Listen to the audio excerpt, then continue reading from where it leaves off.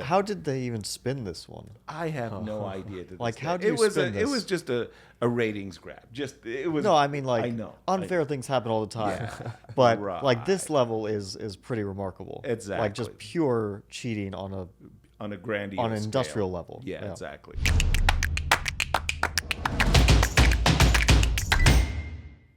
Hello and welcome back everybody to the second episode of C Squared. We have a very special guest today in the house, four-time US national champion, twice candidate, multiple times Olympic medalist. Well, the legend himself, Yasser Seirawan. Yasser, welcome to the podcast. Thank you so much, Christian. Thank you, Fabi, for inviting me. I feel like you got the wrong guy, but I'll go with it. No, I think we got exactly the right guy. Okay, let's give it a shot. Absolutely. Gentlemen. So, Yasser, let's start with your introduction to chess. I think this is the most fit place to start. How did you get into chess? By accident. Seriously, totally by accident. It was so far removed from anything I would have ever expected. So first of all, as a young man, young boy, I was really, really athletic. I mean, I was into all the presidential physical fitness stuff, full contact karate. I love surfing. Like surfing was an absolute passion. And racquetball, I was a lifeguard, all kinds of things. Where'd you live at that point? All over the United States. My family traveled a lot, but my favorite place by far was Virginia Beach, Virginia, where I lived until June of 1972. And then I had finished the elementary school, W.T. Cook Elementary, and my family moved back to Seattle.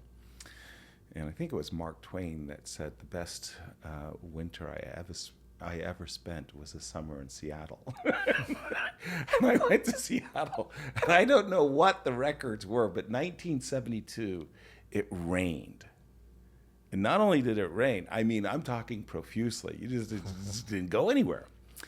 And because we had moved from Virginia Beach, Virginia to Seattle, so we had all of our stuff trucked across the United States, and it was crazy. It was the Olympics, and a hero of mine, Mark Spitz, was in the Olympics. He was a swimmer.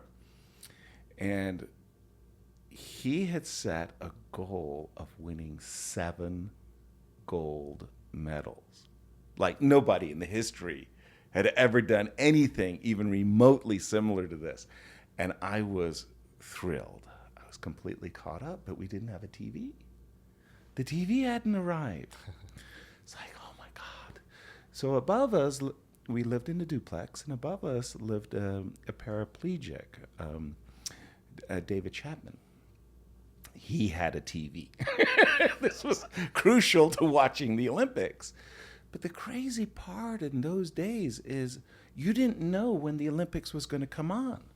Like, seriously, you just turned on the channel, you kept it on ABC, then came like 30 minutes of Olympics, then they did other regular programming, news doesn't matter, and then another 30 minutes, and then somehow in the evening they would have a show.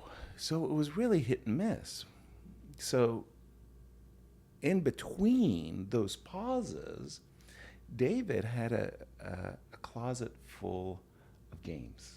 You know, the Parcheesies and, you know, the backgammons and all the games that you're familiar. Went through a lot of card games. And it always went. This was our modus. He would tell me and teach me all the rules. We'd play like 2, 3, 4 games. He'd win them all. I'd win one. Next game. The moment I won a game, it was the next game. And we were just going right through his closet while watching the Olympics. He pulls out a chess set. Or maybe he even just flipped. So yeah, sir, The you were checkers. around 12 years old. I was 12. And that's a pretty late age to learn Oh, chess. incredibly late. No question That's about very it. rare among top chess players or like the best players in the world at some point. They Exactly. always start at 4 years old, 5 years old, 7, 8. you're right. 8, you know, that's the latest, That's right? even late, Yeah. right? So Actually, when 12 did is you start? ridiculous. I started when I was 5. Same here, 5.5. Dang. So for me, I was like way. I think Viktor Korchnoi was also a real late starter. But he had an interesting story too, because his chess development was so stunted because he was living in Leningrad during the siege of War Leningrad, baby. right? Yeah. He went to live with his grandmom. Yeah, and that's like, it's not a guarantee that you survive a situation like that. Exactly. Deprivation. Unbelievable. Anyway, maybe we flip the checker set over to the chess set. For a couple of games. Yeah. He teaches me the rules. And he beats me badly. He keeps beating me badly. No, I'm not talking like 4 games, but I'm talking like 10, 20, 30. In checkers? No, not in chess. Chess. In chess, he's destroying me. And what's even worse, I'm not getting even any closer. It was like the games are one-sided, and they kept being one-sided. I was throwing up my hands. I was like disturbed.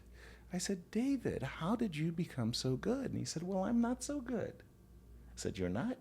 He says, no, at the University of Washington in Seattle, where I learned the game, there's a coffee shop there, the last exit on Brooklyn, and those guys kill me.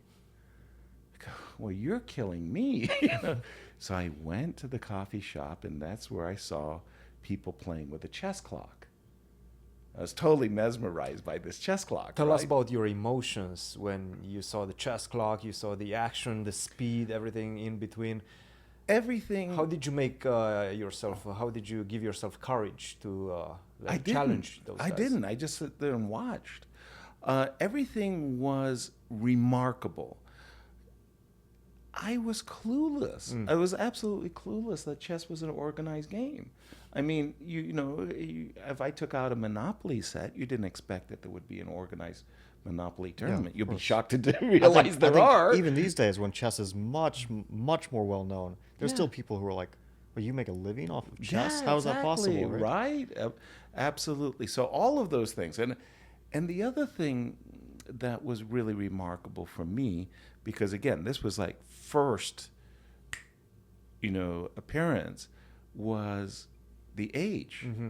I was by far the youngest, by far. You say I was a late bloomer, but all the 16, 18, all the way to 60-year-olds were playing Well, those like chess. coffee shops are usually dominated by like the more experienced chess players, the older chess players, right? That was my experience in New York too. Exactly. And Seattle had a good smattering of masters, but we're talking about Class A and expert players in the coffee shop. Later, I would meet some of the really top dogs. But also in New York and Brooklyn, you get the trash talkers. Right? Oh yeah. Yeah. How New York has a great scene. How about Seattle?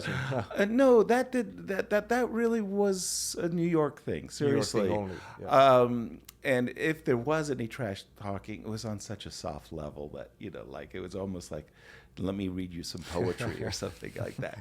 So that's where you got it from. Right. So it was sort of like these guys would eventually say, would you like to play? And I said, well, like, really? Like, can I? And then they clobber me badly, like really worse. And this happened like... Did they want to play for money? No. Just for fun. Just for fun. Okay. And more or less, July kind of went, and I was just like, I was vexed. I was really like, what's wrong with me, right? So I remember this very vividly. I went back, and I decided that I was lousy. I was just totally lousy, and I would play David one last game. And I was black, and I had a queen on c7, and I had a bishop on d6. And I consciously captured his pawn on g3 with my bishop, and he took it. And I recaptured the pawn on g3 with my queen, which was with a check. He had to move into the corner, and I took on h3, and he had to move back to g1. And I checked him again on g3. We went back and forth about 20 times. And did you guys know about the rule of perpetual? No. And I said, well, what's that? What do we do now? He says, I think it's a tie. A tie. I'll take that. It wasn't a victory, but it was a tie. And then I like rush back. So just speaking of this, there's a very similar game to chess, Chinese chess, Right. where you can't do this. Right. You have to You're not break allowed the to. perpetual. Someone has to break the perpetual. Because Right. There's no way to tie a game in this manner. Exactly. No. So what do Exactly. you do at that point? Someone has to continue in another way. And then even if another it's- way. Even if it's bad for their position, they just have to. If you keep repeating, the person who initiated is forfeited. Really? Yeah. I think that's the rule. Yeah. I do too. Even though I don't play the. I've So only you played have to chess. take that into consideration when you're going into those type of yeah, rounds. yeah, yeah. Like keep I keep that in initiate- mind. Yeah. I initiate, but And how then do you he- determine that? How do you determine Whoever who makes initiated? that first. Well, like let's say in this case it would be Yasser because Right. he's the one Bishop playing takes queen G3, G3, queen takes queen H3. G3. So I was thrilled that I got a tie. And then I started playing, and then somebody showed me the smothered mate where you give up your queen. Now you have to understand, I was terrible at chess and I worshiped my queen. Like if I lost my queen, I just didn't even know how to play with the other pieces. And people, us, the grandmasters, we really forget how difficult it was to learn and absorb all the rules. Like I was forever making illegal moves. I mean, Yasser, did you watch the St. Louis Rapid and Blitz? Yeah, I did. There I'm was not 3 sure. illegal moves. 3 in one game. Or 2 in one game and 1 in the other. I mean, it was hilarious. And I said to Shakhriyar that the commentators had decided to award him the Campomanes Prize. The Campomanes Prize is for the best cheater in the competition. And unfortunately, he had no competition. He had it all to himself. He said, I'm very deserving of the Campomanes. I think he was cracking himself up Yeah, at some point. exactly. That is like, I've never seen that before. No, it's pretty rare to be blunt. So somebody showed me the smothered mate. I was Perplexed. absolutely thrilled because somebody voluntarily gave up their queen. It's unimaginable. Somebody, I lose my queen, I lose the game. End of story. But voluntarily, and I was on a bicycle and I ran home to my mom. She's in the kitchen doing the dishes. I pull her out the kitchen. I set up the board and look, Mom, I go here. The king has to go there, and I go here, and I smothered me. She said, "Son, that's wonderful. Can I go back and finish the dishes?" I was like, Well, casting pearls away. That's the thing about the chess, right? Right? Like if you don't have any familiarity with it, it just means nothing to you. Exactly. And that was sort of how I fell into the game. And then the crazy part was, and I'm not joking, Bobby Fischer, Boris Spassky occurred Immediately after, almost yeah. simultaneously with my learning the game. And That's I it. would go to the last exit, and the guys would have the New York Times newspaper. They'd have the game notation, which was, for me, this was like, what? What's a notation, right? Like a score sheet. Right. So then they would replay the game exactly as the players played it, and they'd try to figure out why Bobby made this move and why, the evil Soviet guy, Boris Spassky, played the other move. And this went on. And now I was really, I was mesmerized. So I didn't want to appear stupid, what they were doing was Greek. And I went to the Seattle Public Library, which is actually a pretty decent library. And I went in to look for chess books. And my God, it was pathetic. It was really, really, really hard finding, let's say, a Fred Reinfeld book, just to teach you how to make the notation. And remember, it was all English descriptive. It wasn't the algebraic of today. It was king's knight to queen's bishop 4. What's the king's knight? Which one? So much more information than we have today. Right? I have Fischer's book still in that form of Descriptive. notation. Yeah, right. And I can't really get used to it. No. I mean, I can understand it, but I can't really get used to it, Well, actually, I had the reverse problem. After I got used to it, after I had mastered descriptive, Then came algebraic, and you should see my score sheets. Pawn to queen 4, knight to f6. Pawn to bishop, queen bishop 4, g6. You know? And then when it was late in the game, then it was all knight takes pawn, queen takes knight. No more I rules. forgot about h6 and g8. Yeah, and I could everything never else. figure out notation as a kid. I just couldn't figure it out. Like, I don't know which age I mastered being able to keep a full game score accurately, Right. but all my coaches would be like, what are you writing? What are these games? We would spend half the lesson like just trying to figure out what the moves were. Right. I would forget a move here, forget a move there. Right. Everything would get messed up. I was just like very forgetful as a kid. Okay, but it goes to show just how difficult chess is. And the mastery of And chess. that's actually what I want to ask you took about. so- Did you master it quickly? No. Did you get good fast? No, I would say just rather the opposite. And really what happened with me, again, I was really, really fortunate. I fell into a circle of friends who were older than me by a few years, who really, kind of took care of me and said, hey, there's a chess tournament in Bellevue. You need a ride. Would you like to play? Was That this a kind of big thing thing. for you, the social aspect? Because for me, Oh, huge. this was the biggest thing. I was pretty good at it. I Right. was beating most of my peers at that time. But for me, it was just like going to the club. This is what I like. Right. Taking the bus, going to the club by myself and just playing for like 2-3 hours. And that gave me the most pleasure. Was The that as independence. well for you? No, that I understand what you mean about the independence, but for me it was something else altogether, and it was the social acceptance. I'm 12 years old, I want to be accepted by my adult peers. I don't want to be this 12-year-old that goes, "Hey, Dad, why is the sky blue?" I want to be somebody that you want to have a conversation with, and what was really shocking was all of these chess players are much older than me, and they're willingly accepting me in their social circle. Like, hey, we're going to go out and have lunch. You want to join us? Yeah, sure. And then I'd be a part of the conversation.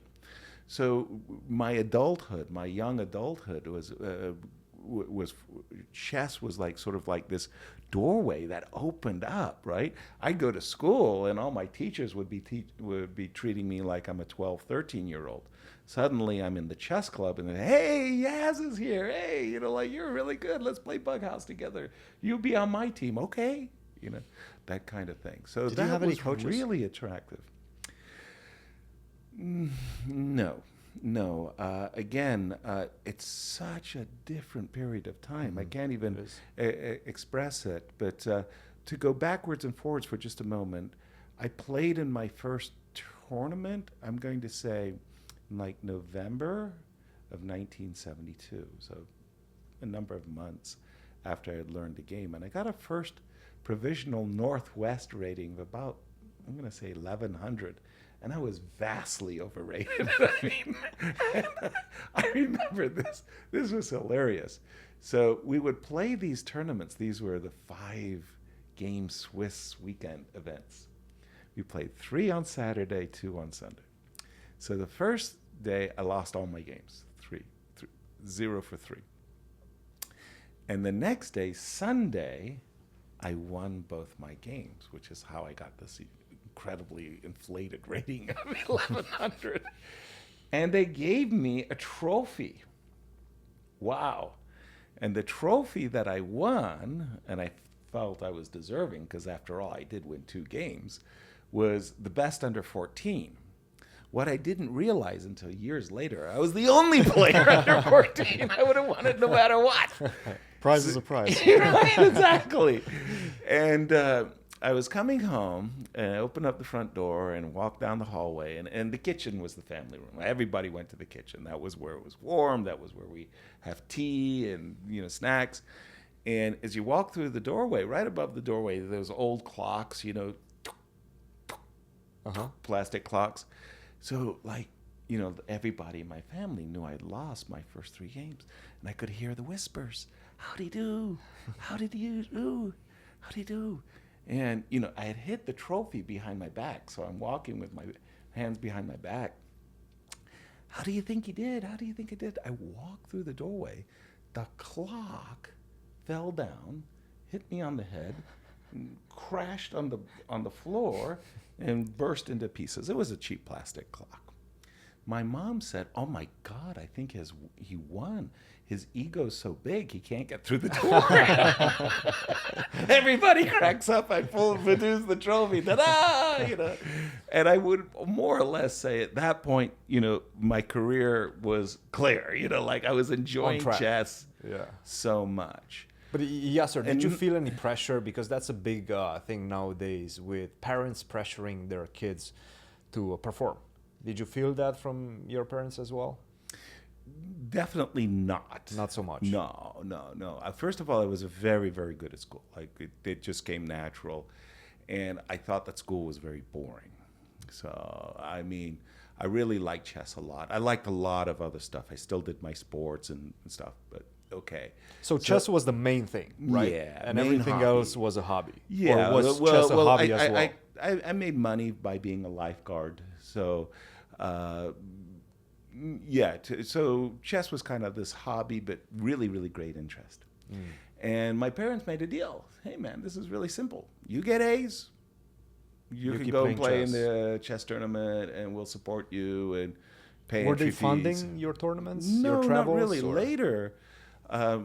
Okay, so by the time I'm like 14, 2 years in, I'm a class player and, you know, 1900 and stuff like that, which everybody said was really good, which I didn't think was really good because we had these chess masters.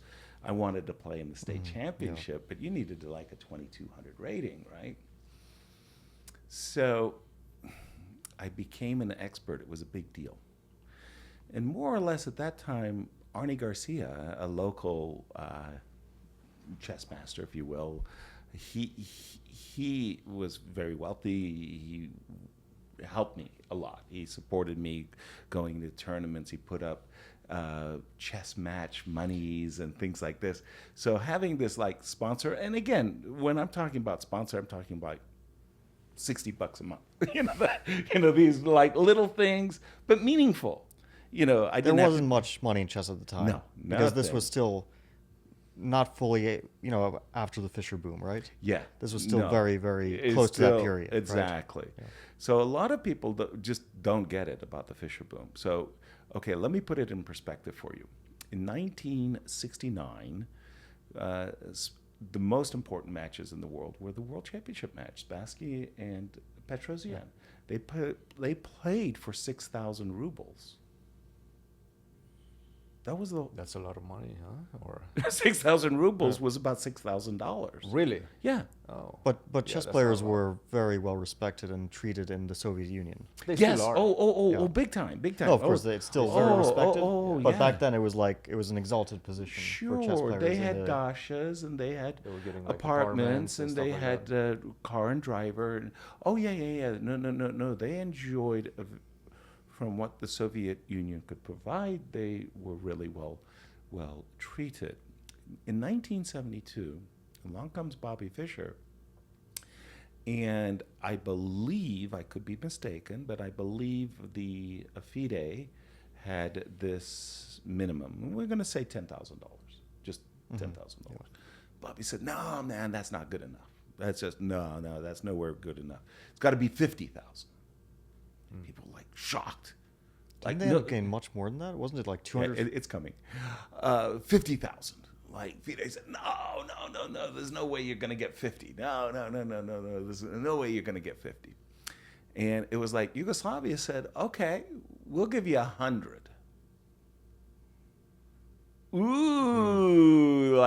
This is really Bobby. I'm not sure I want to play. I don't know about this. I don't know about this. But I like that. And then the Icelanders matched the Yugoslavs. And they said, "We'll give you 100." It was like, I don't know. And Bobby was throwing all of these tantrums. So then the Icelanders said, "We'll give you 125,000." It's like the whole chess world stopped. Said 125,000. This is like an astronomical amount of money. And Bobby, I don't know. Leonard Barden had a student, James Slater. James Slater said, dude, you're a chicken. You're a coward. I will double the prize fund and you can play for $250,000. I'm calling you out. Bobby got on the plane. Okay, but really, I mean, it was sort of like, it just escalated, it escalated. And then when the match was going on, it got such worldwide attention. It was like the best money Iceland ever spent. Like, everybody knew where Reykjavik was on the map, and it was just amazing. I became a chess expert. And again, now I'm about 15, and I couldn't pierce 2200. I just couldn't get through that. And I remember I had traveled to Lincoln, Nebraska to play in the U.S. Open. How would you say the ratings were compared to the ratings that we have today in terms of strength? Would you say there has been some rating inflation, 2200? What's the strength nowadays? Yeah, there's been a great deal of rating inflation, but also keep in mind that the numbers are staggeringly higher today than they were when I started. So if the USCF has 100,000 members today, maybe in 1970 they had, let's just say 15. And then along comes Bobby Fischer, and then suddenly they have 80. But everybody's like a beginner. The good guys are really incredibly good. Actually, speaking of like the difference between chess players today compared to 50 years ago, like how do you view chess as you see it today? Right. Not just from the best players in the world, but from all levels that you see. I'll definitely come to that. I just wanted to say what happened to me was I went to Lincoln. I played these 12 rounds. These are like a really long tournament, right? Like one round a day. And I had like a 2550 performance. I skipped 2200. I became 2300. I was like, what? How do you do that? I mean, I gained 100 rating points in one event, more than maybe 125. And I expected that I would come back down because I was so overrated. But somehow I kept just going. So I started in 1972. In 1979, I got my third and final Grandmaster norm. So I was like 7 years between the time I started and became a Grandmaster. Remarkable. That was remarkably a fast, short period of time. Yeah. But it was a lot different than what you're thinking, and I'll get to your question about the 50. What's the difference over the last 50 years?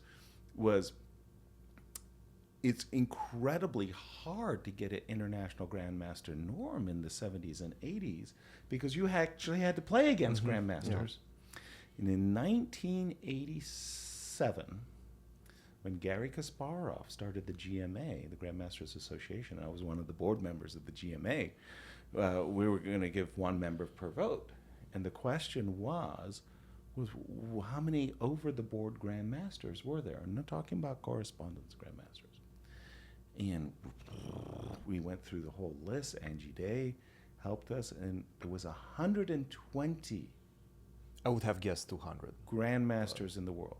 120. And the vast majority of them came from two countries. Russia. And the Soviet Union. USSR. Two countries that don't exist. Oh, Yugoslavia. Correct. Those two countries had the vast majority, so we had to handicap their members. And we said, because if those two countries joined forces, they could completely have their own slate of officers and change the Constitution. So we said that those two countries couldn't have more than 49.9% of the vote. And it was actually pretty funny. So think about it for a moment. 120 Grandmasters, more than half are in those two countries. So if you don't visit those countries, how are you ever going to make a Grandmaster norm? Yeah, of course. I mean, it's pretty hilarious when you think about it. Was it the same system where you had to play 3 Grandmasters a tournament? Exactly. Okay, and it was very difficult to come by them. Exactly. So you had to play in one of these top events, basically, right? Exactly. Okay. And it was pretty hard to get into those events, too, because, again, you needed this incredible rating. How many games were you playing per year? That's a good question. Because nowadays, most players play like 50, 60 games at least. If you're a professional chess player, I would say 50, 60. I was probably playing about 100, but the problem was about 80 of those games, maybe even more, were in open tournaments. Right. I was raised on the American Swiss. To your question of the differences of today and yesterday, have you ever seen those marvelous movies about Le Mans? Le Mans is an auto race, 24-hour race. I've seen one of them. Right? And you see those old cars, on the track, and then you see some, Formula One race today, and you go, oh my God, they hit the gas, and you go from 0 to 200 in 2.5 seconds. There, they hit the pedal for 6 hours, and they get up to 90. That's what I think. I think the differences are so great today that it's just incomparable. And I remember that Tigran Petrosian was very dismissive, not of me personally, but of my generation. You're children of the informator. Famous quote. Yeah. And today we might say you're children of the computer. Of the engines. Well, I feel even like, I'm sure this is how the previous generation to me feels, but I feel this way about the generation after me, right? The young kids who are now improving. Yeah. I'm like, these guys play differently in some way. Right. They just see the game a bit differently. Like Gukesh and or take any 16, 17, 18-year-old. Precisely. Maybe the differences are a bit less extreme than, let's say, between a player who was raised entirely on books and not computers and over the board play, and someone who was in that period where computers were beginning to get strong. Right. But still, I see the differences, and it's like, this is amazing. It truly is. And when I think of, quote, the tools I had, and then I think of, quote, the tools today, first of all, I didn't have tools. I didn't even have a hammer. What do I mean by that? I mean, today we think of books. Yeah, oh yeah, Bobby. You see these pictures of Bobby with these books, man. He'd have a book, and he'd be studying. Sorry, that's BS. It really is truly BS. Bobby had a book. It was called Spassky Book. It was this book of Boris Spassky's games. And just his games? Yeah. Wow. With no annotations. And he memorized the book. He just memorized everything. He memorized all of Spassky's games. All of Spassky's games. So, and, that was the way he would win his dinners. I kid you not. We go out to dinner together. And he's got the Spassky book, man. So, Bobby, we're splitting the check, right? Yeah, okay. If you pick a game, I could tell you what that game was, but then you got to pick up the check. You're going to tell me all the moves of a 70-move game. So people would rifle through the book to try to find the longest game. And you got to say accurately the moves. If you get the moves wrong, you're picking up the check. Yeah, said Bobby. And he would do that. That's a very serious hustle. Serious hustle. Yes. So really, I would go to the Seattle Public Library, and there'd be a book by Chernev, a book by Reinfeld, a book by Reuben Fine. Like, my Bible was Reuben Fine's Basic Chess Endings, which has like 900 mistakes in the analysis. It's like, what? Today, they have you can play against the computer engines, bishop and knight versus king. Like, Danya did it in like 15 seconds, right? Yeah. Impressive, right? So actually, just like a tiny side note. Sure. So how many seconds do you think you would need over the board to mate with bishop and knight against king, no increment? How many seconds? Yeah, I could probably do it in a minute. A minute? Yeah. But what do you think, is that the lowest you would comfortably feel that you could do it in? Maybe with a little practice, and if I focus, maybe I could push it down further, but not by much. So there's one chess player that I saw do this in 10 seconds consistently against me. So I you're saw trying it with to my fake him with my out. own eyes. Can you guess the player? Lawrence Trent. No way. I was like, there's no way you could do it. No way. How can 10 anyone do it in seconds. 10 seconds? But Well, consistently. he just got the consistent. pattern down to Yeah. a science. It was amazing. Wow, that's really, really cool. And so, I mean, for me, the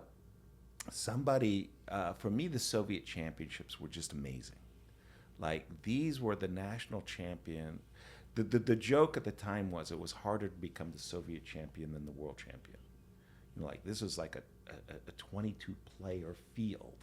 I mean, that features Karpov and Geller, Petrosian, and Paul Caress, you know, like Viktor Korchnoi, just David Bronstein, and every name under the sun that you can imagine. And it was sort of like, oh my gosh, you know, like, give me this golden treasure, you know, like somebody would have like bulletin number 5. No, somebody else would have bulletin number 9. I'll trade you, you know, the Xerox machine. Did you have to buy these, or was it like you had to know somebody to get these? Well, again, my circle of friends, there was a lot of mutual helping. Let's just put it like that. I mean, nobody ever did anything for a commercial result, and you know, these guys were on a different plane of knowledge. My God, they played 15 moves of theory. I was like, should I play the French defense, and what do I do against the advance? Okay, so I have a question for you. It was crazy. Yasser. So it's a different era. This is, and the tools. I had no tools. But also, there's something about the Soviets, right? Yeah. And you see it portrayed in movies as well. They always go and chat together, right, with each other. And I remember as a kid as well, I was playing tournaments, and nobody actually had any problems with kids speaking to each other in the middle of the game, right? That disappeared. I think it was maybe like 15 years ago. That disappeared. Right. Now, if you talk to anybody, the arbiter is going to come to you. And Yeah, you're not it's allowed gonna to destroy talk to your you. You're not opponent or allowed anyone to do else. that. Yeah. Right. I feel the emergence of the engines maybe influenced that a little bit, right? Because anybody has an engine, you know, if you say one engine move, you win the game, basically, right? At the right moment. But how much do you think the Soviets were actually, you know, 15 moves of theory? He knew 10, and then he goes and speaks with his buddy in the middle of the round, and his buddy says, yeah, we discussed this, you can play that move. Yeah, virtually zero. Seriously, virtually zero. I think this is such a myth from Western haters, if you will. First of all, I remember this wonderful quote, Bobby Fischer saying, "You Soviets cheat." And Paul Caress saying, but Bobby, you know, Tigran Petrosian, he's from Armenia. And F.M. Geller, you know, you're great. And he goes through all of these countries, you know.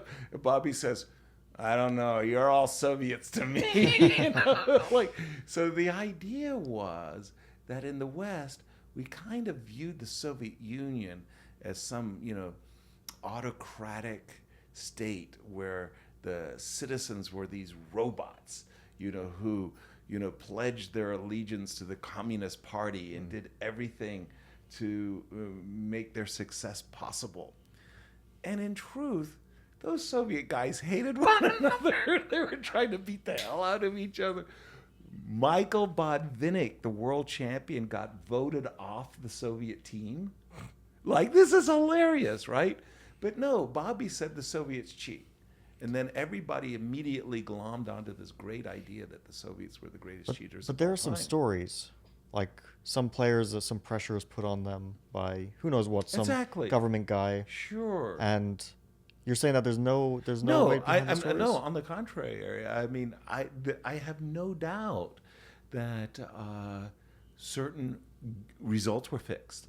Let's say somebody needed one win in the last round game to get a Grandmaster title or a Grandmaster norm. They were so hard to get that I don't have any doubts that there were certain moments where you go, oh, that looks like a really, really, really suspicious game. And, you know, these kinds of things. I'm not even talking about this being done in bad faith. I'm just talking about, like, you going and chatting with your buddy in the middle of the round. Like, you going and looking at his position and seeing something interesting that you guys maybe analyzed 2 days ago, and then you start talking and Exactly. chatting and laughing about it. And saying, oh, Not you necessarily remember- done in Yeah, bad faith, right? But still, right. even if you get a hint of, Right. oh yeah, I was supposed to go there, or that idea is important, Yeah. then you're going to. Again, I see have a this higher as like chance. obnoxious BS. Seriously, because you got to understand, imagine Viktor Korchnoi, the Soviet bastion of Soviet chess, playing in a competition with Tigran Petrosian. And Tigran Petrosian, is playing Bobby Fischer. And Bobby slips and makes an error in the opening. And Victor, slaps Petrosian on the back. Come with me. Go to the bathroom. And I remember we talked about this at the Moscow Chess Club. This is how you defeat. This seems this seems a bit out there, a bit unlikely. No chance. A bit unlikely. Zero. But like specifically, so I'm not sure I'm getting the exact tournament right, but Right. Bobby Curacao 62, right? Yes. This is correct. Precisely. Where he accused Soviet chess players of prearranging draws. Correct. Which is a form of cheating. Correct. It's not as bad as prearranging A decisive win or a games, loss, yeah. but it's still something, right? It's not Exactly. entirely. Exactly. It's not entirely fair. Exactly. These seem like likely allegations that players would prearrange draws. I mean, we know this happens, Right. Sometimes, right? Exactly. I mean, who was it? I want to say probably one of the most notable examples in my history was Ulf Andersson and Lubomir Lebojevic. Just look at them. Look at Lubo probably won one of the greatest games ever played against Ulf Andersson. And they analyzed that game for probably like 2 months together. Then they became great friends. And every game that they ever played thereafter was a draw. They just drew every game, and you could just see it, right? And, imagining that we're playing in a U.S. championship, and, Fabi, you're a very good friend of Christian. And, you guys making a draw together doesn't surprise anybody because you've been doing that year after year after year after year. It would surprise me a little bit. Of course, of course. And, Yes.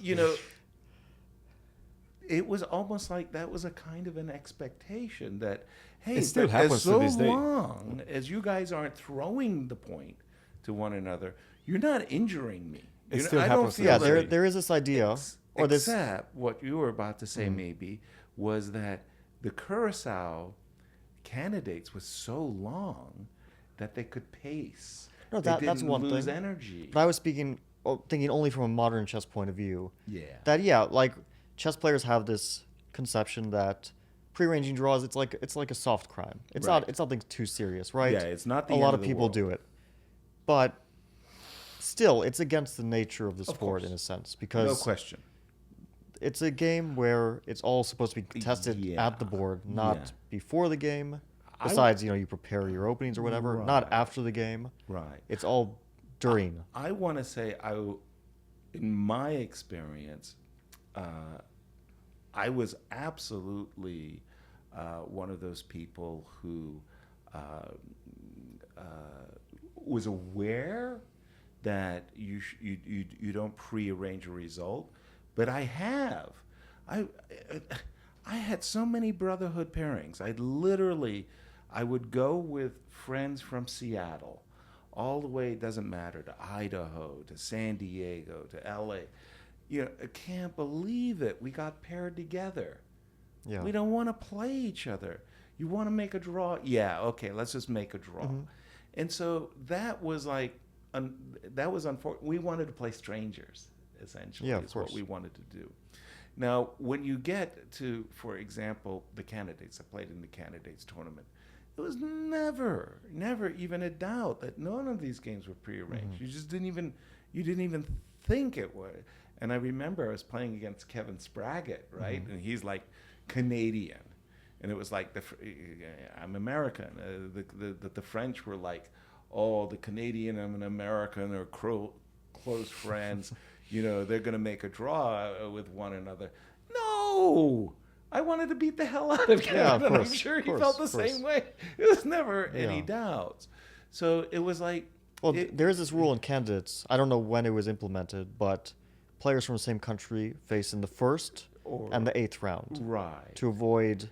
Of course, prearranging a game in the 8th round can also be very tournament-altering, Right. But prearranging a game in the 14th round was worse. That can decide the tournament on the spot, right? So that's why they try to avoid that in case. Exactly. Of course, like everyone knows that I'm not going to prearrange a result with Hikaru. Exactly.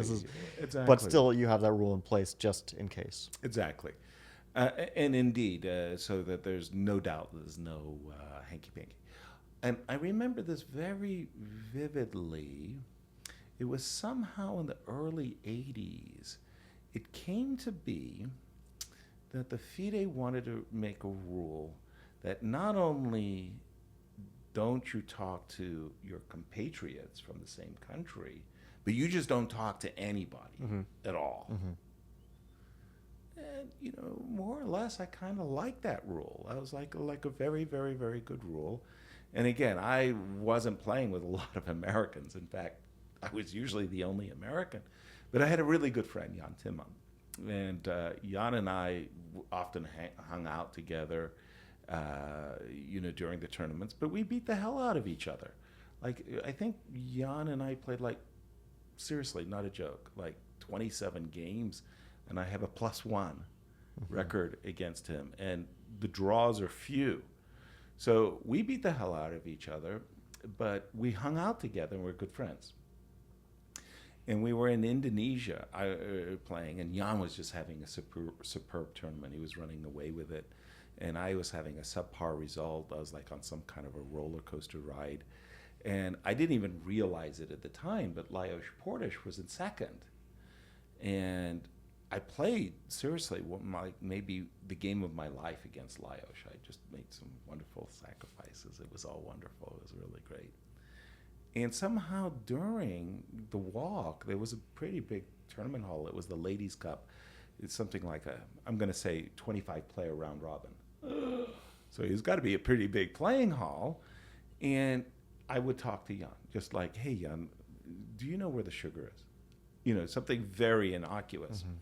But in truth, you weren't supposed to talk to each other full stop. And Lajos called me on it after the game. He said, I resigned, but I don't like the fact you were talking to Timman. And at first I was pissed. Like, how dare you reproach me? We're not Soviets. We don't talk. And I thought about it, and I said, I'll be damned. He's absolutely right. If we want this rule for the Soviets, we should accept it ourselves. So after that, I was very, very, very careful. That was in the 80s, you said, the 80s. But I have to say I was doing it in the late 90s, Yeah. But mostly when I was a kid and I didn't know any better, right? You grew out of it, right? Yeah. You grow out of it, and obviously with, once again, the emergence of the engines, I think that changed everything. But it's also the tournament events themselves. As you get better, and better and better. All of those things that you did as a kid, you got rid of all of these bad habits, these little trickeries, and you became a solid professional. Let's get back to your career, Yasser. Sure. You became a grandmaster in 7 years or something along those lines. Right. So I was at the time, I got my final grandmaster norm in Vaikanze, 1980. I was 19 years old and 10 months, let's say. And I got my third and final grandmaster norm. This is wow, this was just a dream come true. It was fantastic, blah, blah, blah. And I was really proud of myself. So I decided to look up who were the youngest grandmasters in history. And of course, there was Bobby Fischer's record. Never, ever to be broken, not even close. We should mention that was around 14 years and, 15 and a little bit, right? Yeah. 15 and a bit. Say 15 years and 6 months. That's ridiculous. That's Bob Beeman's, world jump record. Just never will ever. Nobody will ever touch that. No. I mean, guy just floated in midair. But who was number 2? Who was number 2. And it turned out that Boris Spassky, at 18 years and plus, was the second youngest grandmaster in history. So Bobby's had broken Boris by a huge margin. Yeah. And then close behind Boris was a guy, Henrik Mecking, from Brazil. He was the 3rd youngest grandmaster at the time that I became the 4th youngest grandmaster. And I was like very boastful. I just like went around patting myself on the back. Hey man, this is like so cool. This is so cool. But nobody would ever beat Bobby's record. Now I don't mention it because the 12-year-olds kind of come up to me and say, like I mean, it just seems like there's 100 players who have beaten Bobby's record. Nobody would ever in the history of chess ever beat Bobby's record. Let's go to 1986 for just a moment. In 1986, the Olympics was played in Dubai. Mm-hmm. And the Soviets were really, really upset because their world champion, Maya Chibernitsa, was behind Susan Polgar. So the Soviets agreed to support Kampomanis in the election on the proviso that all the women in the world would get 100 bonus famous story, for free. With the exceptions of the Polgar sisters, who could get nothing, and Pia Kramling. And just to clarify, the Polgars were playing for Hungary at that Correct. point, not for the United States. No. And Pia Kramling got 50 because she was half and half. She played in... How did they even spin this one? I have no idea. Like, how do you spin this? It was just a ratings grab. It was. No, I mean, like, I know. Unfair things happen all the time. Yeah, but, right. like, this level is pretty remarkable. Exactly. Like, just pure cheating on a grandiose on an industrial scale. level. Yeah, exactly. He won re-election. In 1982, Kampomanis came in Lucerne, Switzerland. He defeated Friedrich Olofsson in the presidential election, and he ran on a platform of one grandmaster per federation. That every federation in the world, from Trinidad and Tobago, just picking a name, needs a grandmaster. So we're going to change the rules so that every federation gets a grandmaster. Now remember, in 1987, there was 120. 120. By the time I started Inside Chess in 1990, we had an interview, a first interview ever, with Walter Sean Browne, Mr. Six-time U.S. champion. And I'm going to try to do a Walter imitation. You know, Jesus Christ, you know, it's pretty terrible. Like you know, these grandmaster titles, you know, like, man, you know, when I became a grandmaster, it was like me and one other guy for the whole year. And nobody was sure about the other guy, right? That other guy was Karpov. Nobody was sure about him. You know, they were sure about me. But now you go to these Olympiads, Jesus Christ, man, they have, you know, a line around the block. You know, guys are getting the grandmaster title by the hundreds. So we went from the days of the GMA in 1986 to 1993. We had like 1,200 grandmasters. We went from 120 to 1,200 in like 5-6 years. I think we're approaching 2,000 right exactly. now, if we haven't surpassed it already. Exactly. It's slowed down, but yeah. So one other rule change, and it was a crucial rule change. So all of these thousands of rating points went into a pool, and because of the ladies players, and this, I mean, it just, you know, Anatoly Karpov was this dominant world champion. He won a tremendous number of tournaments, and I think his peak during his greatest years was like 2670. No, he was higher than that. He came later. But the new rule that they instituted in the future Olympiads was like they had all of these teams with players that were unrated. Mm-hmm. So for Olympiads, they said everybody's 2,200. So suddenly FIDE master norms and international master norms became possible. And then they introduced the Continentals. And the idea at the Continentals were if you scored 50%, it was an IM title. Okay. When I won the World Junior Championship in 1979, I didn't get a Grandmaster norm. I scored 10.5 out of 13. Today, if you win the World Junior Championship, it is not right? a GM norm. It's the It's the title. Directly, yeah. No, the way that I became a FIDE master was I won in a Pan American youth event There you under go. 10, I think. Yeah. Under 12 maybe. Yeah, you get the FIDE master. And I immediately got Right. the FIDE master title. Wow, that's huge, And I right? was like 2190, so it wasn't that far off, but it was a bit off. It wasn't that strength yet. Okay. But yeah, you could see FIDE masters who were like 1800, right? Right, Or right. whatever rating. Right, exactly. And these norms and titles, literally, I don't want to disparage any countries or anything like that, but you started to see tournaments being held that were literally there with one purpose. There was to create norms. Yeah, norm farms, they called them. Norm factories. Yeah, Yeah, norm was factories. what we just described them as. And where all my criticism aside, I do think there's an enormous number of players that are very, very deserving of the Grandmaster titles. And I think with players like yourself, if you take the top 10 of today and the top 10 of, say, the 80s, you guys would wipe us out. Yeah. I mean, I just really feel that it's not even close. No, for me, the thing with like GM norms is, or these norm factories, yeah, they're not fair. And a lot of people strive for the GM title and don't make Right. it. And a lot of people get it very unfairly. Right. And it's all very unfair. But the GM title itself doesn't really give you much in the chess world, right? Right. So if you unfairly get a GM title and then you Right. disappear Yeah. because you were never that strength and you don't improve after that, like what did you gain out of it? I Exactly. mean, a fake title. So that's why I never saw it as a big problem. Like I've seen people Right. discussing.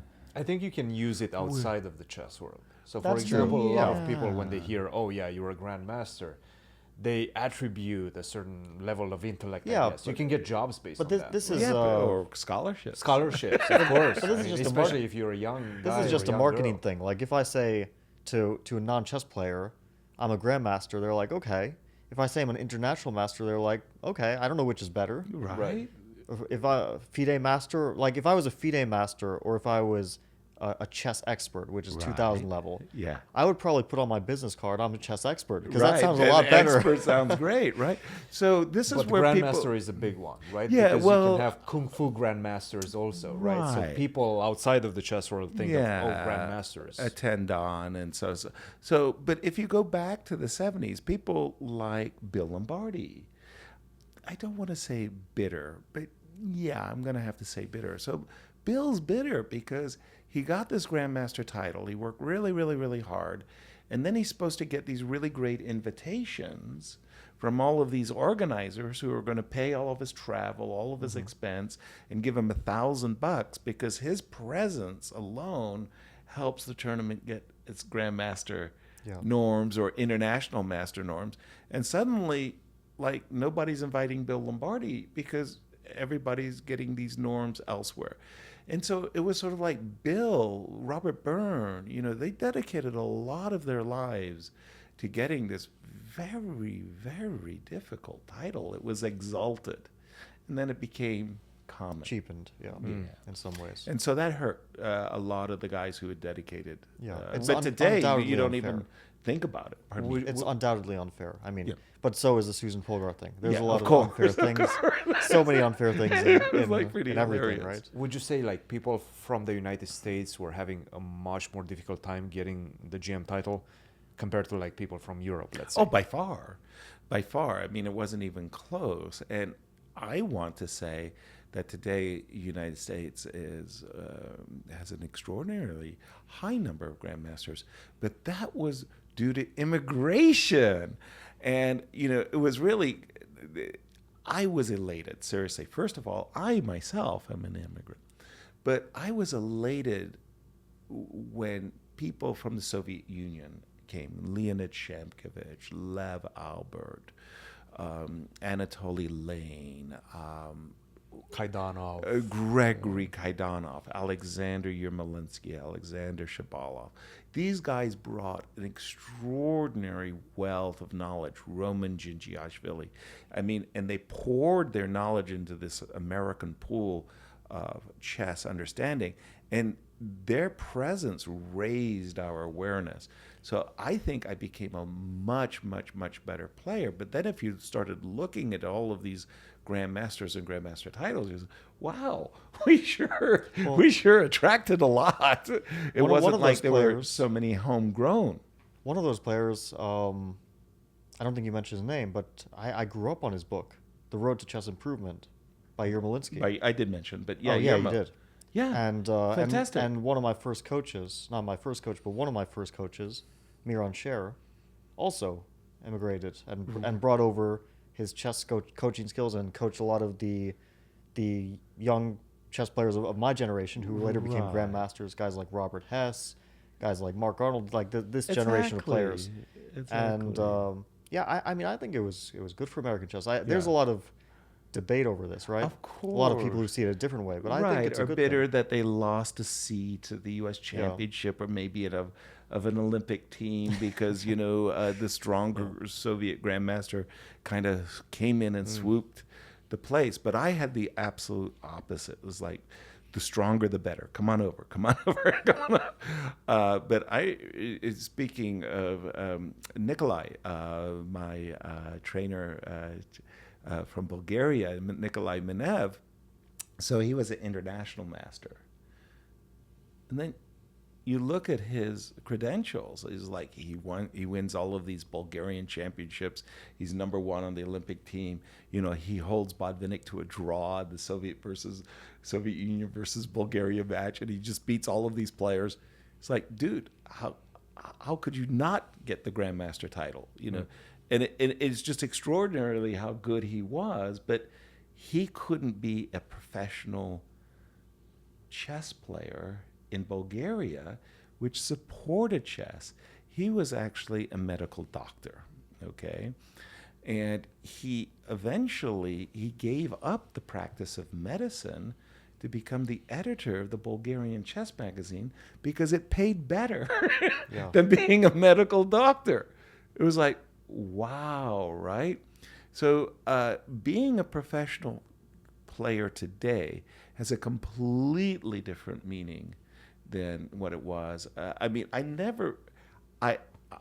was a professional player in the sense that I did dedicate myself to playing chess, but I could never afford to be a professional chess player. I literally, was scraping to get money for, say, John Donaldson or Nikolai to get their support because, I won U.S. championships where first prize was $6,000.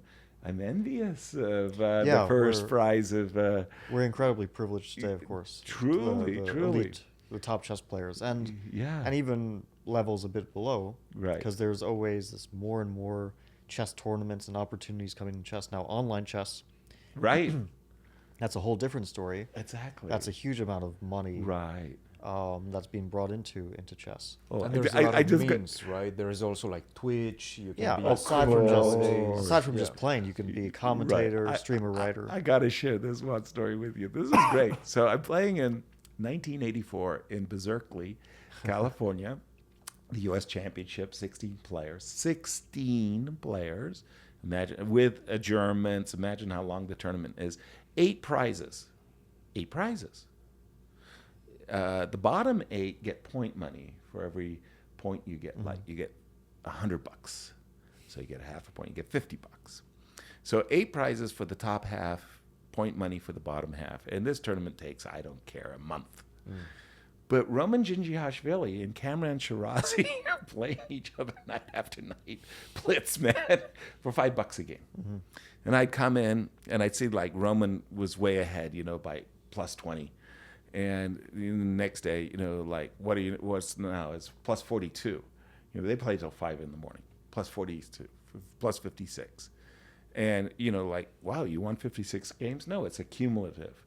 So when is Kamran going to pay you? He's going to pay me with the point money that he makes in the tournament. Oh, really? He's going to pay you with the point money he makes in the tournament. Kamran had like the worst tournament of his life. He makes one draw in the entire tournament, like 15 goose eggs or how many ever it was. And the one draw he makes was against Roman Giancarlo, so that Roman could be sure that the guy made some point money to pay him for the 5-minute chess that he was. So Or at least Shirazi, start the process, right? Shirazi had, so he was a character in this very famous movie, Searching for Bobby Fischer. Okay. They're in the park, and Josh, and he's sort of his chess coach, right? At the time, the guy who was playing the park, they like see this commotion going on, and they're like, it can only be one thing. It's Bobby Fischer has returned. Yes. So they go and they arrive, and it's this kid, right? Like his nemesis in the movie. But I remember earlier in the movie there was a cameo, a cameo by Kamran Shirazi. Okay. They refer to him as Grandmaster Shirazi. Right. I don't think he was only international master, but still a very strong player, right? Right. But he had this famous game. I think it was in that U.S. Championship where he lost in. I think it was 6 moves or something. wasn't even that long. Jack Peters. Yeah. So, not to get too much into chess, but it was like E4, C5, C5, B4. B4, C takes B4, A3. Black plays D5, counterattacking in the center. White captures D5. Black captures with the queen. AB. And Kamran's like, why don't I take the pawn back? A takes B4. He gets his pawn back. Queen E5. King and the rook. Right. Both attacked. And he loses his rook. And I guess he resigned at that moment, right? Yeah. And this is really kind of funny because I'm playing my game and we're all waiting around. And Kamran rushes in. And in those days, it wasn't zero tolerance. It was like you get like 60 minutes before you get forfeited, right? So he comes in late. Probably he overslept, even though we start the games, it doesn't matter, at 3 in the afternoon. Kamran playing blitz all night, probably overslept. And, he kind of rushes into the tournament hall, and then they're signing score sheets. And everybody's confused. Like, we're all looking around like the game is finished. We think, well, this is pretty strange that Jack, even though Kamran is probably a better player than Jack, Kamran's playing so badly that, why would Jack give him a draw so quickly with the black pieces?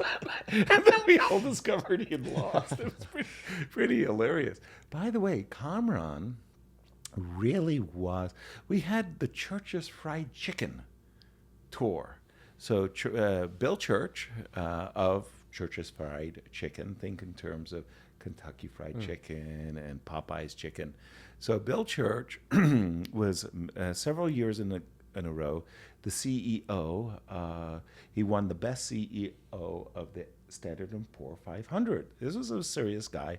He loved chess, and he had this chicken circuit where you could get chicken points by winning all of these tournaments. And Kamran would win these tournaments along with Igor Ivanov. They would go neck to neck. And oftentimes, winning the tour also got you a U.S. championship invitation and things like that. And Kamran was amazingly good at winning Swisses. He had this gambler's kind of instinct, and he'd push the boundaries really, really hard. Oftentimes he failed, but he also won some really remarkably great fighting games. And he had like the worst tournament of his career at that particular moment. By the way, that was the only game in my entire career that I was afraid of before I started the game. Against Kamran. Yeah. Why was that? Whenever I played Kasparov or Karpov, I was absolutely thrilled. I was doing backflips. I really, really wanted to play these guys. This is like the greatest honor in chess, to play a Bent Larsen. And you beat both of them. You beat Kasparov and Karpov. Oh, yeah. And, to play a Bent Larsen, to play a Lajos Portes, a Jan Timman, a Viktor Korchnoi, these were like the legends of the game. And to play them and win, I loved it. And I never feared them. Never. I played Kamran, I was afraid. What was it about it?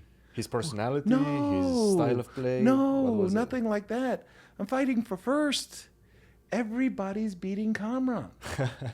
And now it's my turn. You have if to beat I him. don't win this game, I'm going to be falling behind. Mm-hmm. And God forbid I lose, because, Kamran's capable of beating anybody on a given day. I mean, like literally anybody. And now it's like I feel I absolutely have to win this game. It's like a forced win game. And that's not a good idea to go in with this It's very idea. dangerous. You go in with that, and it usually backfires for you. Right? Big time. Yeah. Big That's time. my experience. Whenever Exactly. I think I have to win this I game, have to I'm win going to the win game. this game, Right. very often just goes the other way. Exactly. Especially the in close anxiety. tournaments, you very Of often see course. like the bottom seed actually beat the top seed in going into Right. the 8th round, 9th round, or anything of that Exactly. nature. Happens a lot. Now you mentioned Korchnoi, and we were discussing about Sure. ways to make a living as a chess Yeah. player as well. You became a coach as well at some point. Tell us a bit about that. It was the very strangest story in my career. So I've won Vaikanze, and I started with a win against Viktor Korchnoi and a win against Jan Timman. This was in 1979, right? 80. 80. In 1980. So I beat the two top seeds in rounds 1 and 2. It's like, wow, talk about getting off to a great start, right? Like, I mean, come on. I mean, it doesn't get any better than that. And somehow I went on to have a great result, including getting my Grandmaster title. And during the tournament, Viktor would kind of come up to me and say, "Oh, what do you think about that game?" And I go, "Boom, boom, boom, boom." You go away. And he did this perpetually, don't talk during the game. But he would come up, yeah. So at the very end of the tournament, we're kind of getting towards the closing ceremony. I actually think we're about ready to walk to the closing ceremony. Viktor says, "Yasser, I'd like to ask you a question." I said, "Sure." He says, "Would you like to be my second?" Now, the word second, by the way, is kind of unique to chess, because it's sort of like there's a trainer, there's a coach. Yeah. But a second is very, very clear. Like, he wants to work with me as a trainer, and I'm going to be a kind of a vassal. I will, help Viktor in his campaign for the World Championship. I was, as you could probably guess, stunned into silence. Why? I was thinking of one thing only. Can I afford this? How much am I going to have to pay Viktor? Like to work with him? He completely misunderstood my silence. He said, oh, of course, I'm sorry. I pay all your expenses, all your travel, all your hotel costs, all your meals, and can we agree to 500 Swiss francs a week? Which, by the way, at the time was a lot of money. And it dawned on me that he was offering to pay me. I like mutely stuck out my hand. Deal, done. And from 1980, March of 1980, more or less, to Murano, the World Championship in 1981, I think I calculated that I spent like 14 months with Viktor Korchnoi. And I got to tell you, it was unbelievable. I was 20 years old, 21. And Viktor was double, maybe more my age. And I would be exhausted. Mm-hmm. His capacity for work was beyond anything I could have ever imagined. It was like ridiculous. And I remember from March of 1980 to, let's call it June 1980, I worked like with Viktor for 3 months, and like every single day we would bash each other and blitz and argue over moves and positions, and we had some great clashes. Do you feel like this improved your chess? Because beyond measure. And I went to Malaga, Spain. I was invited by the Spanish Chess Federation to go to Malaga. And I had, for 3 consecutive months, like 90 days, been bashing my head every day with Viktor Korchnoi. It was like the number 2 player in the world by far. There was no Garry Kasparov on the horizon. And I looked across at my opponents. You're not Viktor Korchnoi. You know? It was a mauling. It was just, and it was I was death incarnate. You know, like just went through this field like, you know, hot knife through soft butter. Viktor pushed me beyond anything I would have ever expected of myself, and Viktor thought badly of his capacity to work. He thought other players worked a lot harder on their chess than he did, and it was like he's trying to play catch up. I'm like, dude, who are you competing with? You know, like, this is really bad. Well, but he probably felt that he had to compete with the entire might of the Soviet chess system because he was fighting against Karpov. That's precisely right. And he was a defector, right? Exactly. So he had to fight against the Soviet Union that really wanted to destroy him. Correct.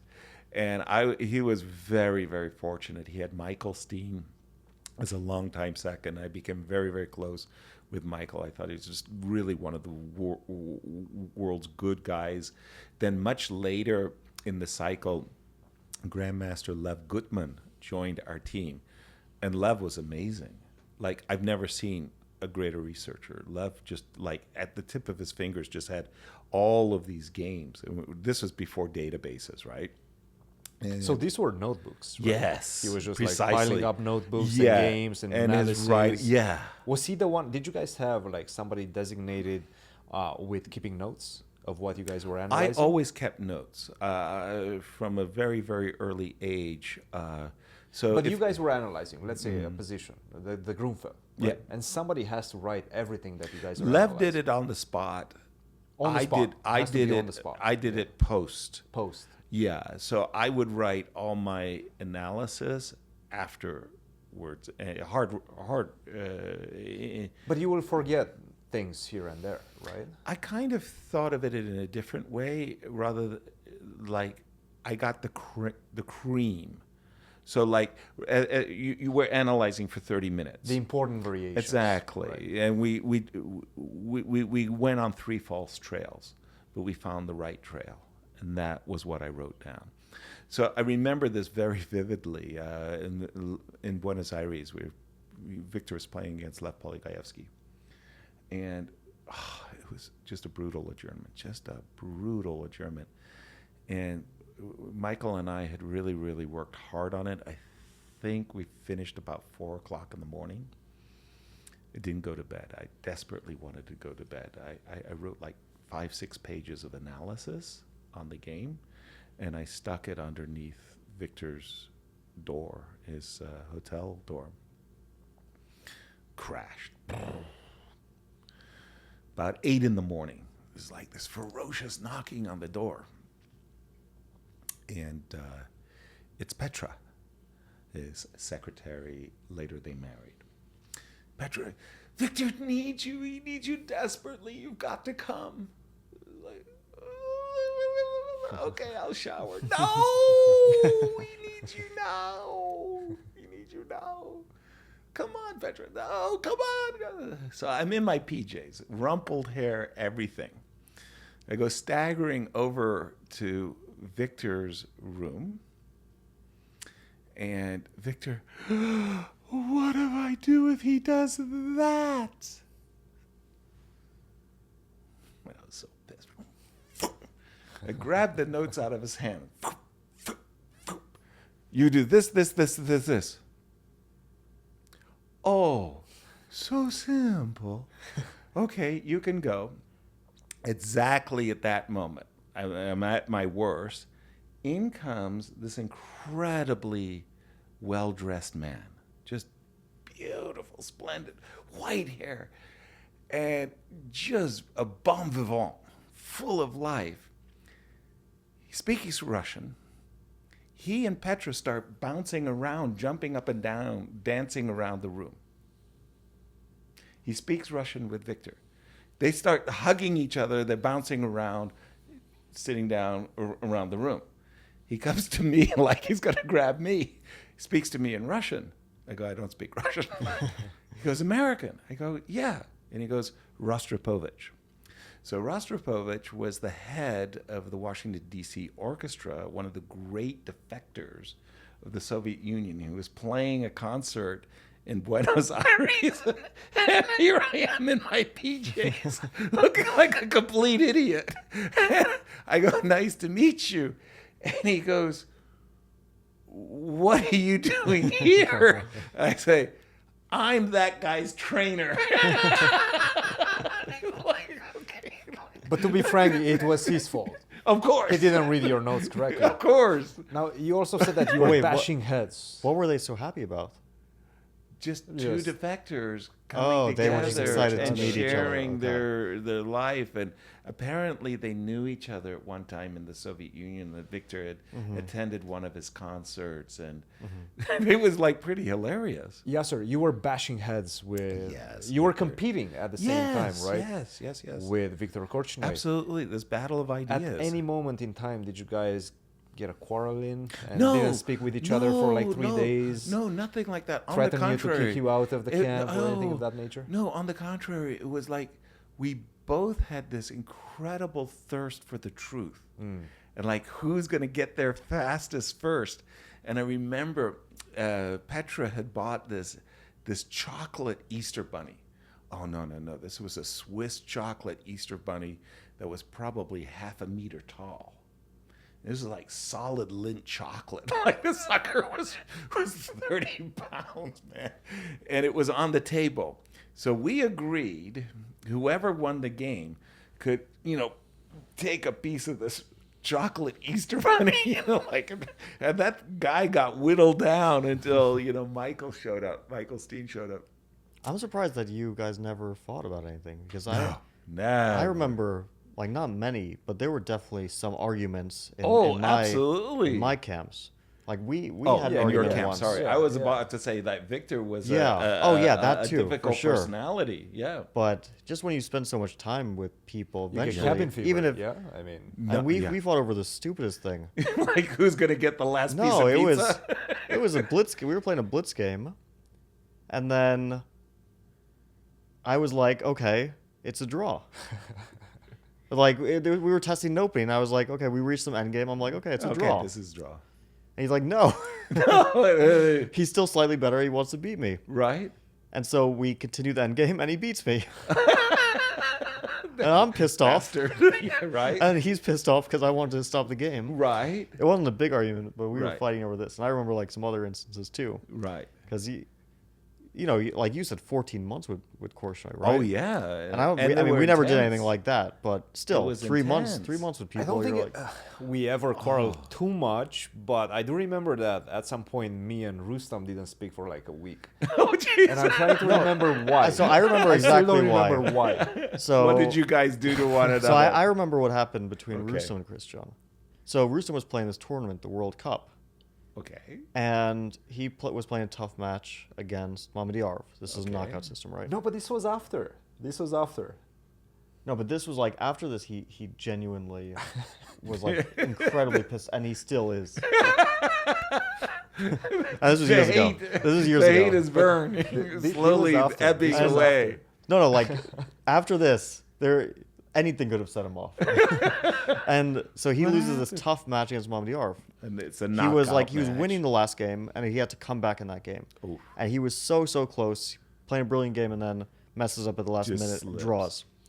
That same day, after he finishes his game, Christian's like, "Hey, Rustam," and Christian wasn't watching. He wasn't following, so he didn't know. You were? Yes. So you're Well, trolling? the way I remember it is, And what happened? And He said, he's like, "Hey, "How'd Rustam, you do?" I need something for chess base."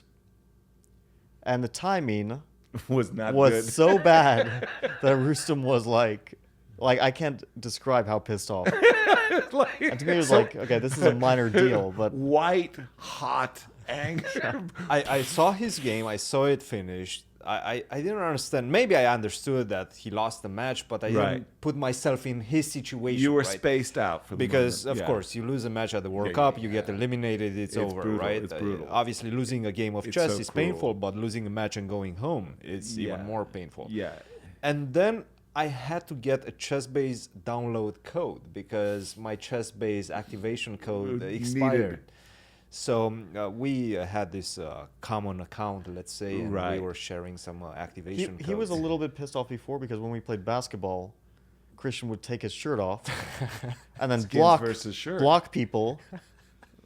Sometimes with his bare chest, like, Sweaty or and something. was not happy about this at all. Oh, but I do have one story to tell about Victor where I think something terrible is about to happen.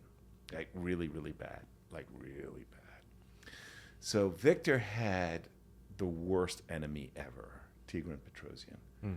I mean, incendiary, hot hatred that they had for one another. So much so that there was a barrier, dividing barrier at the table they played in, so they couldn't kick each other or come to blows. Yeah. Oh, it was very, very serious. So if there's one person in this entire world that Victor hated, it was Tigran Petrosian. And obviously they played each other in the quarterfinals match. Really, really tough match. I mean, every game is like life and death. Seriously. Was Victor a good player to kind of externalize those type of emotions and not let them affect him? Or was he taking You that kind to of the think board? yes, but no. I No, mean, not so in much. this particular case, I mean, Victor and Petrosian is just there's something there. There's some bitterness, like just I remember horrible. Petrosian had problems with a lot of people. I Oh, was a reading lot Pal of- Benko's book, Yeah. and him and also his wife was apparently Oh, difficult. What, Rona Petrosian? Yeah. Oh, the stories I could tell about her. Yeah, no, this was like really bad. Anyway, bottom line, Victor had 2 adjournments with Petrosian. One, he's worse, but we think he can save it, and we did some really good work. Michael and I had left the playing hall because after like 17 moves, Victor was just lost. As white, he was just lost. And the Queen's Gambit declined, where Petrosian as black had a protected pass pawn on c3. How does that even happen? How does that even happen? It's like, the worst thing ever.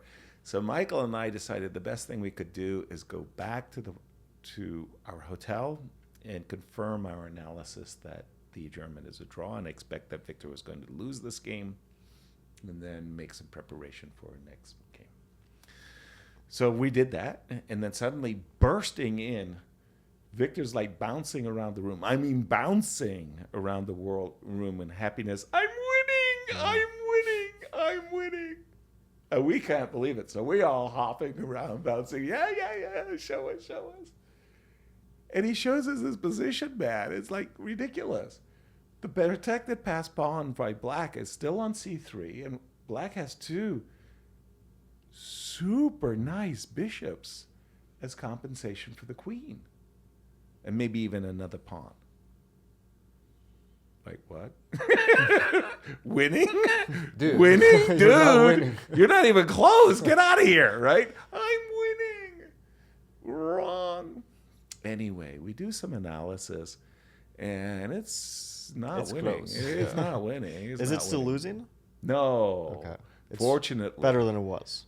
Exactly. Yeah. Yeah. But he's better, but maybe slightly better, right? But his assessment was getting a was bit wrong, warped. just dead Yeah. wrong. So he says, okay, look, seriously, I don't want you guys to work, which was impossible. Don't want you guys to work, but tomorrow Petrosian's going to take time out. So we'll have the whole day. And then we'll work tomorrow. So just get some sleep. What do you mean by time off? So in those days, not only did you have adjourned games day, but you had playing days, adjourned games days, free days, and then each player could take a timeout whenever they wanted. Really? 2 timeouts. 2 timeouts. Per person. Until you got to a tiebreak, extra games, then you get another timeout. So you take these timeouts. So yeah, Tigran's going to take a timeout. And sure enough, at like 10 a.m., we got informed by Harry Gallenbeck, the international arbiter, that Petrosian took a timeout. Great. So we had all of these days. So that evening, I had looked. You get the adjourned position. They have to go tuck. They get to the crucial position. And in the crucial crucial position. I want to play the move g2, g4, lifting the kimono of White's king.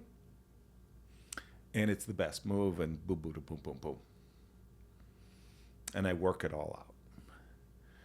So we review our analysis of the first adjournment. Victor's satisfied. He's got the draw in hand, and now the key game.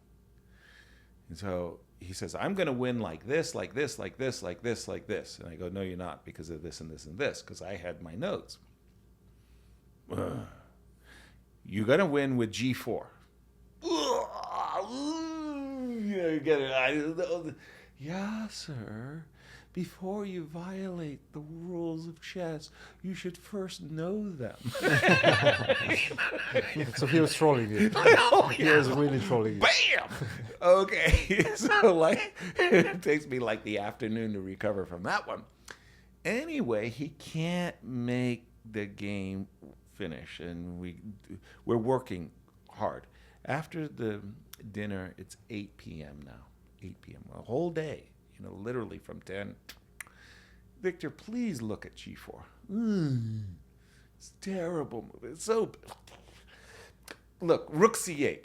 I go, bang, bang, bang, bang, bang. You're busted. Oh, okay. What about this? Bang, bang, bang, you lose. Okay, h6. Bravo, best move. h4. Well, how about this? Bang, bang, bang, you lose. Oh, I have to play this, right. And he goes down this long-winded variation, like 12 forced moves. Draw. You see, Yasser, your variation doesn't work. It's still a draw. So, yeah, it's a draw. 2 o'clock in the morning. We work. I write everything up, everything. And the next day, the adjournment day, Victor plays the first adjournment where he's worse. They play, seriously, not more than 15 minutes. Petrosian offers a draw. This is like a great relief. Michael and I high five. This is fantastic. So then they get like a 30-minute break, and I could go back to some like rest area. Like the players have their own rest areas too. And so like, Victor, are you going to play g4? And he goes, he don't like g4. He hates g4. I mean, every fiber of his being is not going to play g4. So I go back in the playing hall. It's nice, darkened room, theater, just chilling.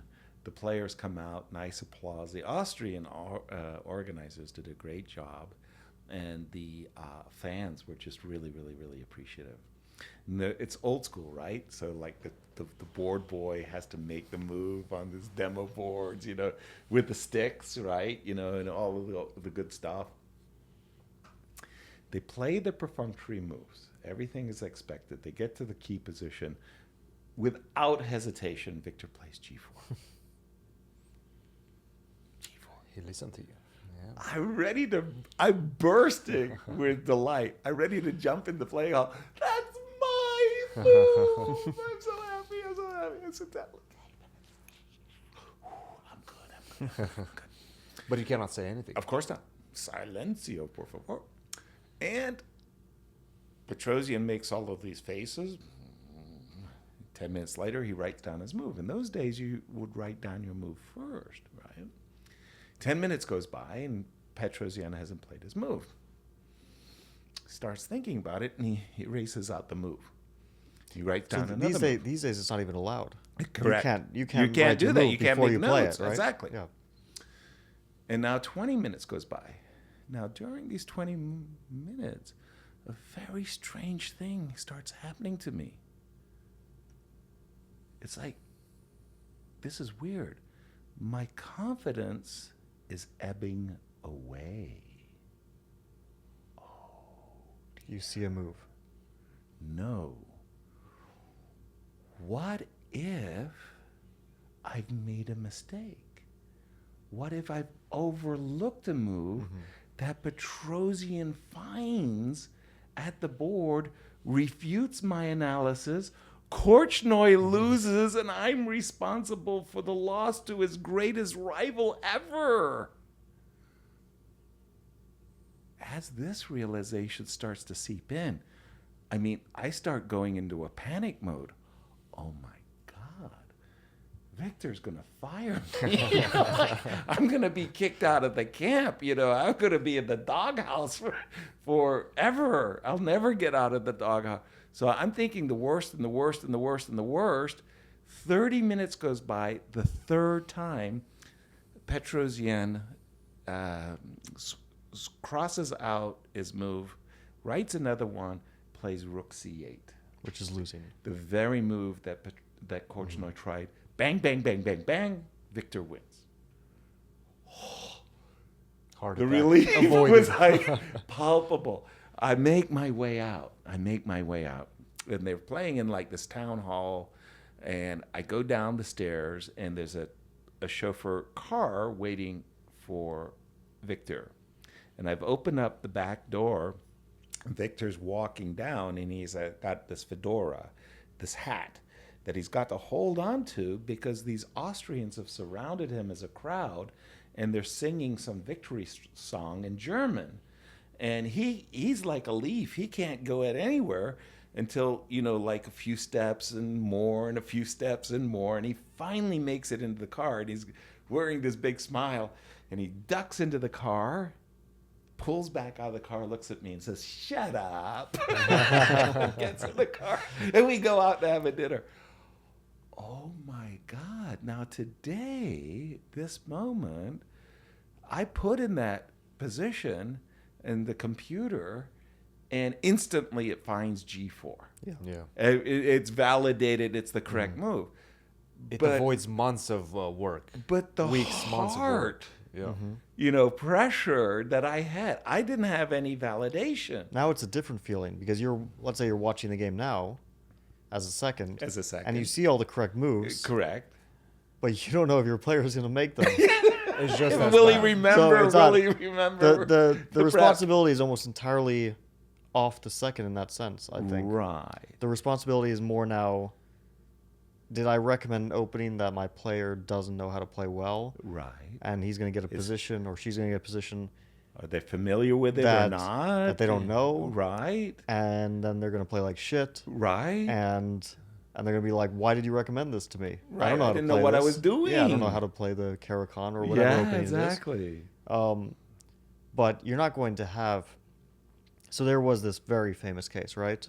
Kramnik-Leko. You know the Brilliant. match I well, love it. I love everything about this where story. Kramnik Has this great has, idea. has to play against the marshal. Exactly. He knows that Leko is playing the marshal in this match. Right. And they're hitting their heads against what to do against this opening, which is a Right. super tough opening, right? Right. And Svidler has the idea. I don't mean to put Svidler on the spot on this one, but I think this is a well-known story. Right. He has this idea.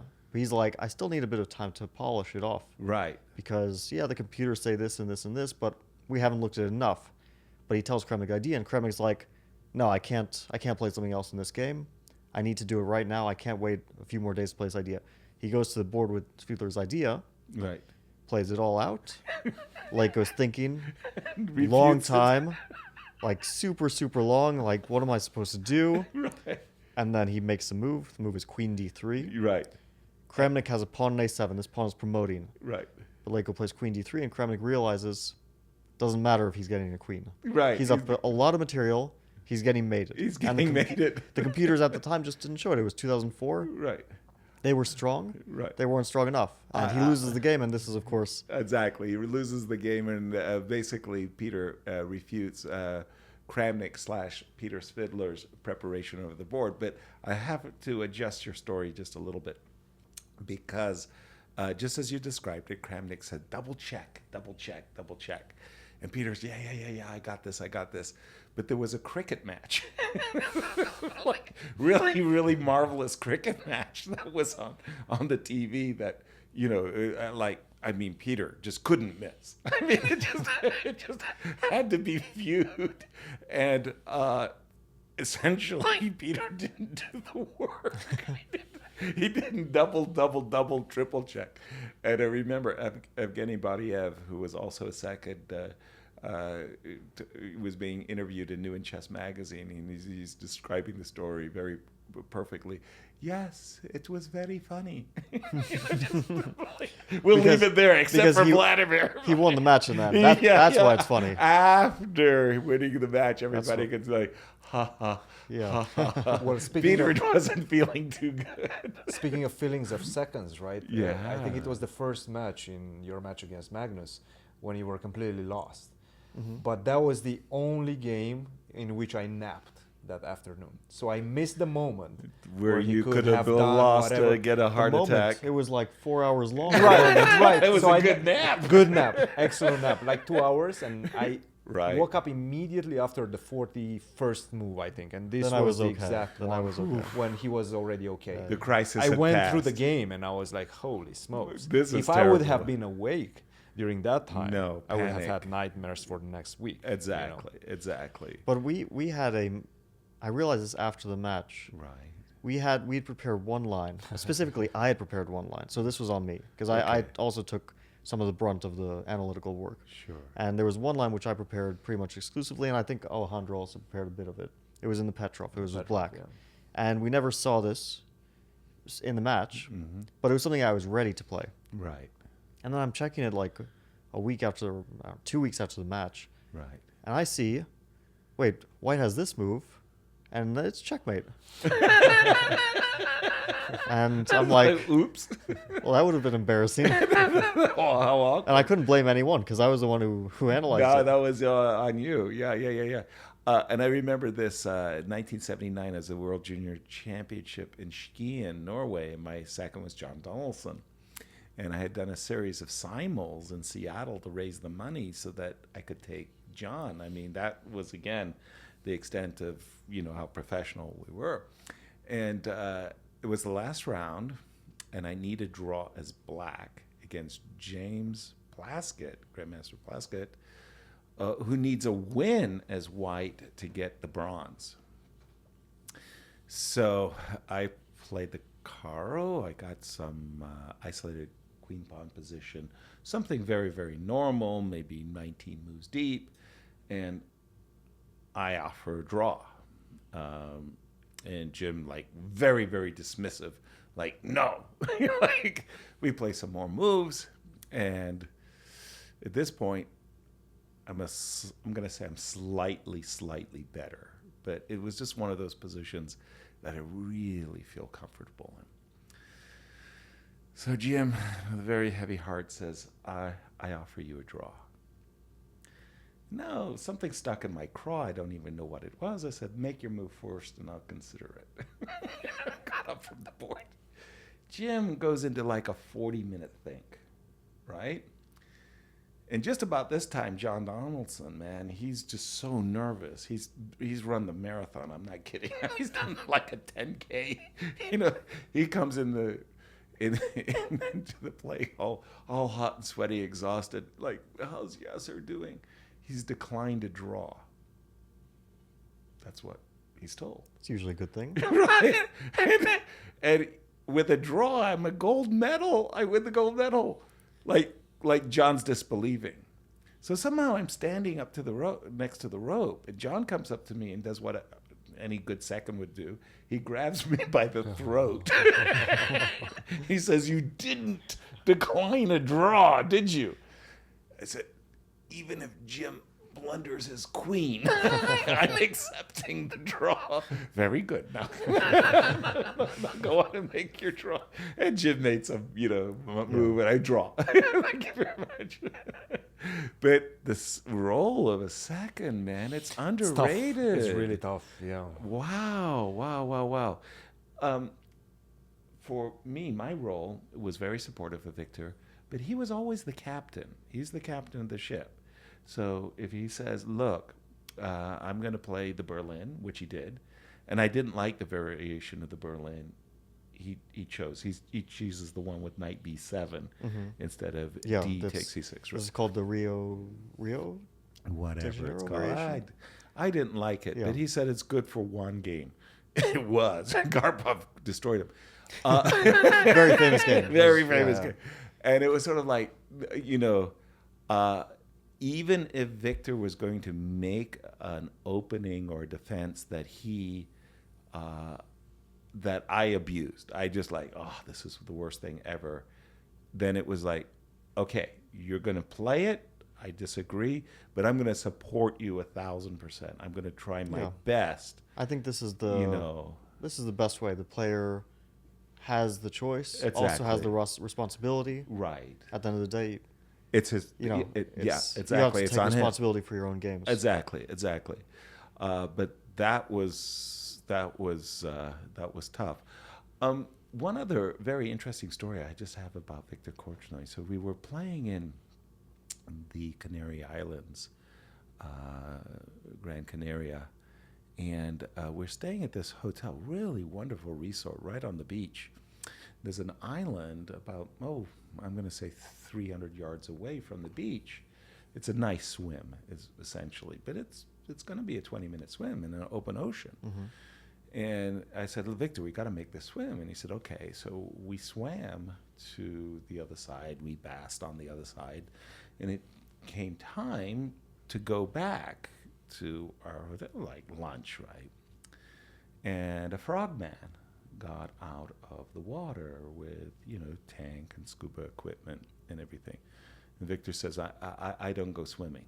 Mm. You go, you get the boat, and you paddle, rowboat, you come back and pick me up.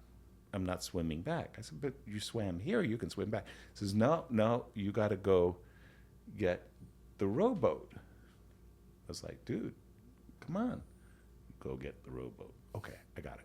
I'm going to go and I did. So I'm rowing him back to shore. I said, well, why didn't you want to swim? He says, well, I vacationed often in Odessa. I go, okay. And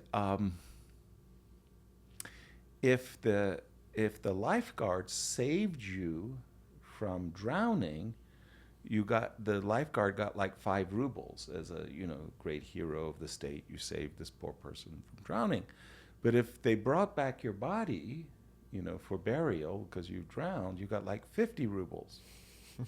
So that guy was that frogman. The frogman was looking for terrified Victor that he was getting those 50 rubles. Yes. You can take the boy out of the country. You can't take the country out of the boy. There's 50 rubles. That 50 rubles was at stake. It's not bad. So there was some moments like that, just the little cultural clashes. Mm-hmm. They kind of appeared. I don't know if you guys had any cultural clashes. Oh, we had one which was kind of funny. So Christian brought this game over at some point. It was called Spion. What? That was Spy. Yeah. Okay. It was a pretty simple game where you had one person who's a spy and the other people who know the location. Right. The spy has to figure out the location. Other people have to figure out the spy based on asking questions. Got it. And so one of the locations was an auto shop. Okay. And I don't remember who was the spy. This was a game with Lenier Dominguez, with Rustam, Christian, group of Alejandro, yeah. Everyone from different places. Gotcha. But we all identified an auto shop as a dishonest place. Generally dishonest. Chop shop. Yeah. So one of the questions was, do you expect to see honest people in this place? And Christian's like, yeah. We're like, he's a spy. And he wasn't. It turns out he wasn't. Right. We killed the wrong spy. Right. And we're like, what do you mean? He's like, yeah, in Romania, our auto shops are very trustworthy. Very true. You go, you pay, you get the service exactly. for what What's you pay the problem? for. Yeah. I still doubt that this is true. Wow. Okay, that's a kind It's of an definitely interesting cultural clash. I have one that was very, very, very funny. I liked it a lot. In Seattle, I was very proud. My friend Bob Walsh, he was the chairman of the Seattle Goodwill Games in 1990. The Goodwill Games were created by Ted Turner because we had, in the invasion of Afghanistan by the Soviet Union, we had boycotted the 1980 Moscow Olympics. They returned the favor and boycotted the 1984 Olympics in Los Angeles. So Seattle had created these Goodwill Games, and Bob Walsh was the chairman. And so it was all of these cultural exchanges between the Soviet Union and the United States. So the Moscow Circus came into town, the Bolshoi Ballet, And Bob had this idea that he wanted to organize and host a candidates tournament. And the candidates tournament that we bid for and received was between Anatoly Karpov and Johan Hjartarson from Iceland.